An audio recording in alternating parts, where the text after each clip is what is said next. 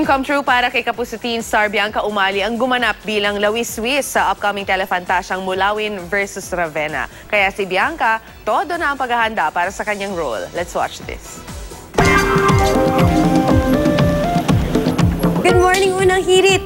Today is my workout day. Nako, isa lamang ito sa preparations ko para sa Mulawin versus Ravenna. Abangan niyo yan dahil malapit na. Pero for now, samahan niyo muna akong mag-workout.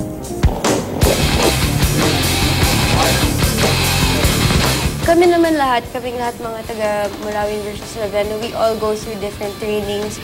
Pero ako, focus ako ngayon dito sa pag-workout. I am on no sugar now, 3 months na, almost 4 months. No sugar. And it's super hard for me because I have a sweet tooth. And sobra talaga yung commitment ko for my character ng Mulawin versus Ravenna. Hanggat sa kaya ko, kapag may time, I go talaga sa gym. Always. Yung workout namin is actually more of metabolic conditioning, gymnastics, and weightlifting. So, sumasabay na lang siguro yung circuit training. Sa tuloy-tuloy siya. Yun, more on strengthening kami.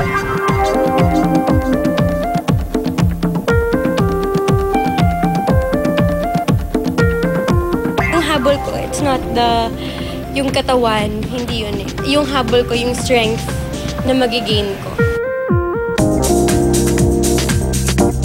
I feel excited, happy na sa wakas. Malapit nang makita ng mga tao yung masterpiece na ginagawa namin. Yung pagiging isang Mulawin, dream role talaga siya for me. Ang Mulawin, costume ko talaga siya every Halloween. Or there's this isang Halloween na ginusto ko talaga maging Mulawin.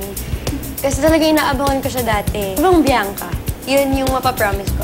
Makikita ng mga tao na sobrang layo nitong character ni Lawiswis sa ibang character na nagawa ko na. Si Miguel, tinutulungan niya ako kasi syempre he's been to the show before. Nandun siya sa old story ng Mulawin. Tinutulungan niya akong malaman yung backstory since The Mulawin versus Ravenna is a sequel. Gina-guide niya ako kung paano ba yung culture ng mga Mulawin.